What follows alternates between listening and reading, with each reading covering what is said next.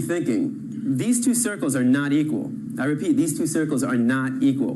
One is in fact larger than the other. What I need you to do is determine which one that is. So, please raise your hand if you believe the blue circle is larger than the red. All right. Please raise your hand if you believe the red circle is larger than the blue. All right, very good.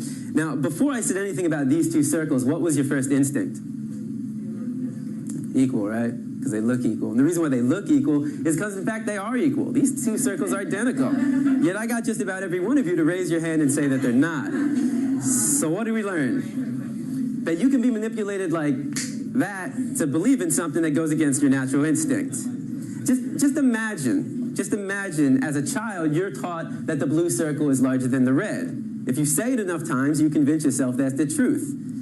If you're told the lie enough times, it becomes part of your reality. And if enough people are taught that lie, that the blue circle is larger than the red, well, now it becomes part of the culture. And if that culture then passes that misinformation along to the next generation, well, now it becomes tradition. And what we have to remember is that just because we have a tradition doesn't mean it's morally acceptable. Tradition and morality are not always the same. I mean, can you think of any traditions that we once had in the United States of America that we no longer have? That today we think back and that was immoral. Slavery, right? Less than 200 years ago.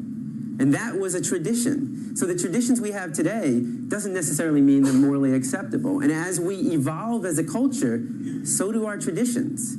Now, The Matrix is a story. It's a story. When told enough times to enough people, it becomes part of that culture. It becomes the tradition. And this story is being told over and over every day.